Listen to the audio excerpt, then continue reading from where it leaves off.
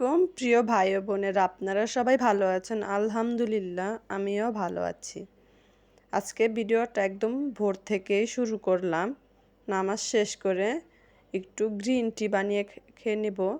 জাপানি green tea. আমার মেজো ভাসুরের ছেলে জাপান থেকে আসার সময় আনছিল। খাওয়া হয়নি, রেখে দিছিলাম। একটু ঠান্ডারও সমস্যা হইতেছিল, আর সকাল সকাল উঠার কারণে ঘুমের জানজিটা যাচ্ছিল না। আজকে অনেক সকালে উঠা পড়ছে। প্রতিদিন তো ফজর নামাজ পড়ি, কিন্তু তারপরে আজকে একদম আজানের সাথে সাথে উঠে গেছি।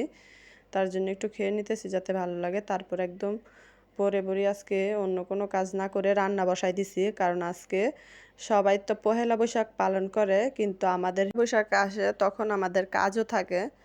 আজকে মরিচ উঠানো হবে, লোক আসবে মরিচ তুলে দিতে। তার জন্য একটু ঝামেলা, সকাল সকাল রান্না করে নিতেছি যাতে সারাদিন আর কোনো ঝামেলা না থাকে, কারণ রান্নাটা হচ্ছে একটা ঝামেলা। এসে দেখি বুবিও রান্না বসাই দিছে, রান্না করতেছিল। যাওয়ার সময় এখান দিয়ে বেশিরভাগ যাওয়া পড়ে না, বর্ষাকাল হইলে বাড়ির উপর দিয়ে যাওয়া পড়ে। যাইতেছিলাম মাশাল্লাহ, গাছটার মধ্যে এত পরিমাণ কাঁঠাল হয়েছে বলার মতো নেই, যে নিচেও কিভাবে ধরে আছে। কাঠ দিয়ে দিছে যাতে মাটিতে নষ্ট না হয়ে যায় বৃষ্টি হইলে। আর মাশাল্লাহ, পুরাটা গাছ ভর্তি কাঁঠাল। দেখে তো আমার কাছে এত ভালো লাগছে বলার মতো না। ঠিক যে কখন কোথা থেকে আসবে এটা কিন্তু কেউই বলতে পারে না। এটাও কিন্তু একটা রিজিকের ইয়া। কি সুন্দর গাছের মধ্যে কাঁঠাল ধরে আছে। তারপর দেখতে দেখতে চলে গেলাম মাঠে। এসে দেখি মানুষ চলেও আসছে, সবাই মরিচ তুলতেছিল। যার যার জায়গা মতো পয়সা পড়ছে, সবাই তো মরিচ তোলা নিয়ে ব্যস্ত।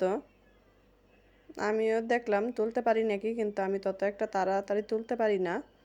আর ওনারা কিন্তু অনেক স্পিডে হাত চালায় যারা নাকি মরিচ তুলে। মাশাল্লাহ, গাছের মধ্যে এত সুন্দর হয়ে মরিচ পেকে আছে, আর উপরে রোদ, সূর্যের আলো প্রখর।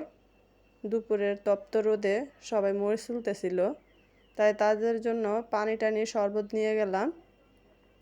তারা হিন্দু, তারা নাকি পহেলা বৈশাখের রোজা রাখছে, তার জন্য 12টার পরে খাবে। এই যে মরিচ টরিচ তুলে শেষ করে কিন্তু মেপে টেপে চলে গেছে। আমাদের এখন বস্তা আনার পালা। এই যে রাতে এসে আমি ভাত বসাই দিছি, কারণ সকালে রান্না করছিলাম শেষ হয়ে গেছে, তার জন্য গ্যাসেই বসাই দিছি। তারপরের দিন বিকালে গেছিলাম যে আমাদের পাশেই যে বাড়ির বাগান আছে ওনার ঘুরতে। বাগানে যে এত পরিমাণে ফুল বলার মতো না, এক একটা সময় এক একটা ফুল ফুটে। আর এই ফুলটা মাশাল্লাহ অনেক বড় ছিল, মাশাল্লাহ অনেকই বড়। আর লালগুলি কিন্তু ছোট ছোট।